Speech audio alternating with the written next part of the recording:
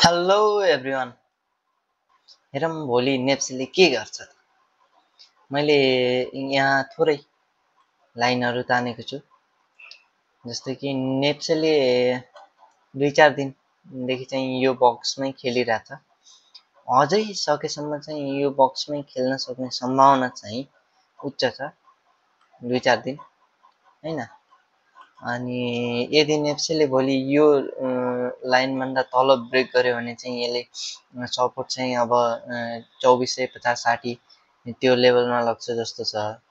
होइन भने माथितिर ब्रेक गर्यो भने चाहिँ यसको रेजिस्टेन्स अब मेन रेजिस्टेन्स अहिलेको लागि चाहिँ 2727 को एभरेजमा छ। अब यदि यो पनि ब्रेक गर्यो भने त अब मार्केट ट्रेन्डिङ नै माथि नै जान्छ होला, लगभग श्रावण कार्तिकसम्म चाहिँ। हेरौँ के गर्छ मार्केटले भोलि। सकेसम्म भोलिदेखि अलिकति माथितिर ट्रेन्डिङ हुन सक्ने सम्भावना चाहिँ उच्च छ। मार्केट हो भन्न चाहिँ सकिन्न, हेरौँ कतातिर ब्रेक गर्दो रहेछ पहिला। कुनै स्पेसिफिक स्टकहरू जुन चाहिँ अहिले ट्रेन्डिङ चलिरहेछन् होइन, एनजिबिएल चलिरहेको थियो, युपिसिएल अनि यस्तै बिपिसिएल के चलिरहेछन्, राधि होइन। अब चाहिँ चल्न सक्ने स्टक जस्तै मेरो वाच लिस्टमा चाहिँ अहिले साहस छ होइन। साहसले यहाँनिर ब्रेकआउट दिएको थियो, तर फेरि रिजेक्सन लगेर तलतिर आयो।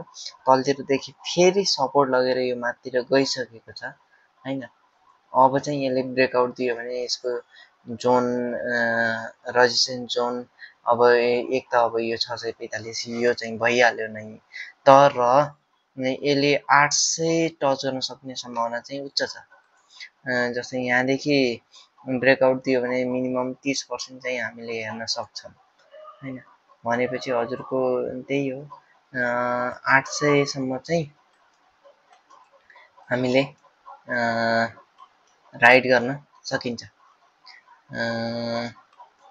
हेर्नु होला, रिस्क म्यानेजमेन्टदेखि लगेर आफ्नो एनालाइसिस युज गरेर हेर्न सकिन्छ।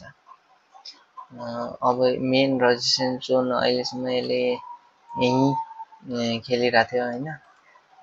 यो जोनमा अब यो जोनदेखि यसले धेरैचोटि रिजेक्सन खाएको छ होइन। जस्तै यो जोन अब चाहिँ यसले ब्रेक गर्छ होला, ब्रेक गर्ने सम्भावना उच्च छ योचोटि चाहिँ।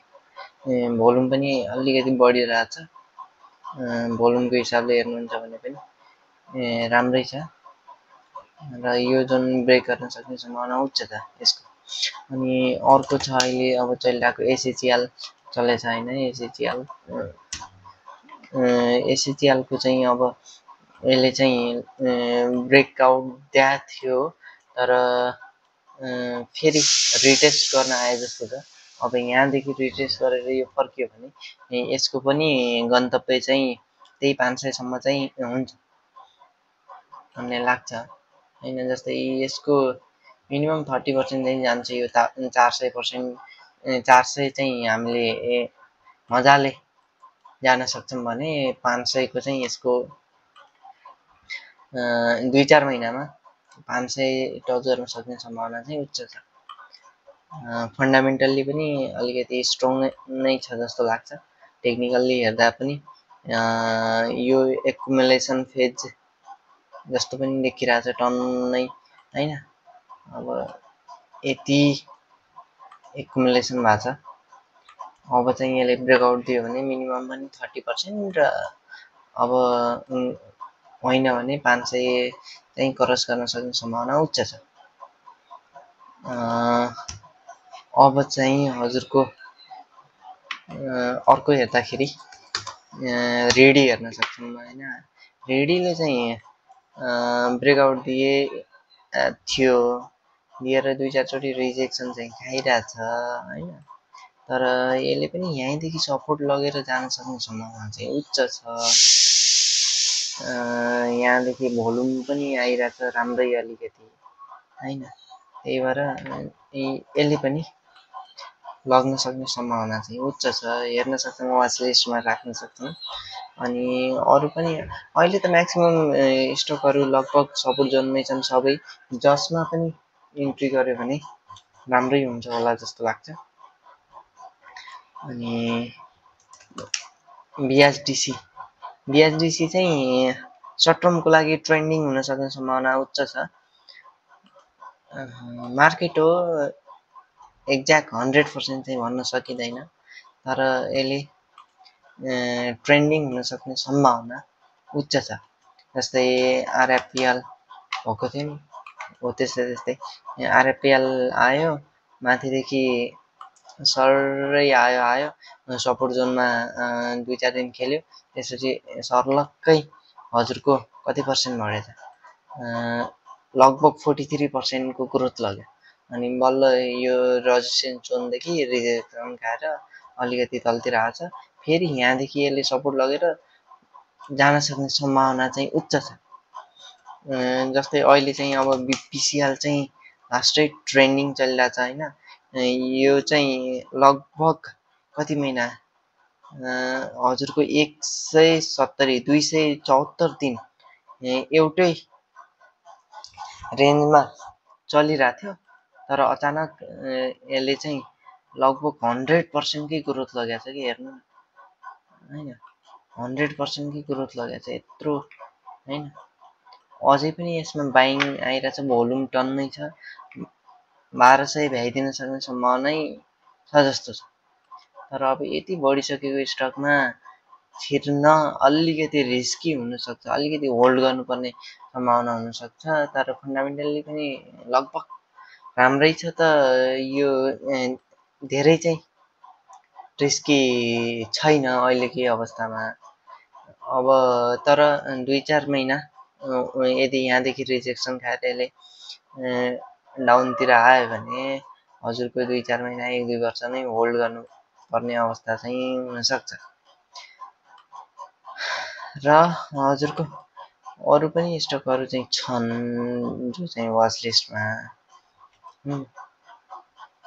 यस्तै हो। तर नेपाली मार्केटमा हजुरको ट्रेडिङको हिसाबले भन्दा इन्भेस्टिङकै हिसाबले चाहिँ अलिकति छ होइन। तर ट्रेडिङको हिसाबले चाहिँ अलिकति गाह्रो छ। ट्रेडिङको हिसाबले चाहिँ 2-4 जना अपरेटरहरूले मार्केटलाई कब्जा गरिरहेछन्, जो चाहिँ जस्तै हजुरलाई हेर्दाखेरि अब यो हेर्नुहोस्, यहाँ के बनाइदिन्छन्, के बनाइदिन्छन्, यत्रो ग्रोथ लगिदिन्छन् कि अब भन्नै सकिन्न होइन। अब 300%, 334% एकैचोटि ग्रोथ, त्यसपछि पम्प एन्ड डम्प, खतरा खेल्छन् खेल्नलाई। अब यहाँ चाहिँ टिकटक र उसबाटै पनि मेनिपुलेट भइरहेछन् मान्छेहरू। सेल्फ एनालाइसिस कम छ, जसले जता भन्यो त्यतैतिर लाग्ने वातावरण चाहिँ उच्च छ। त्यही भएर सेल्फ एनालाइसिस चाहिँ जरुरी छ। अरूले भन्यो भन्न बित्तिकै पछाडि लागिहाल्नुपर्ने जरुरत चाहिँ छैन।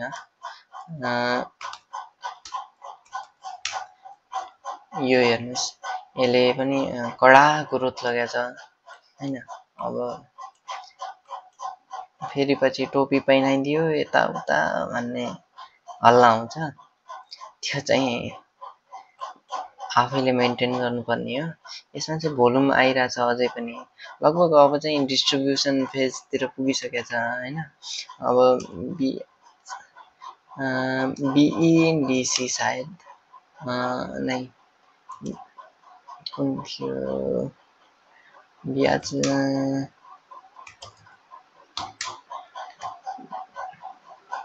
कुन थियो, अरू पनि त्यस्तै छन् यहाँ धेरै स्टकहरू जो चाहिँ पम्प एन्ड डम्प भएको छन्, राम्रै छन्।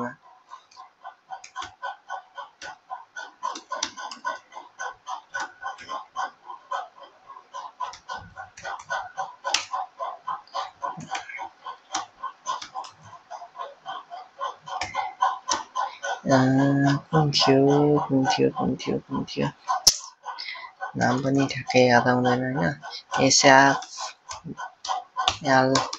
एसबी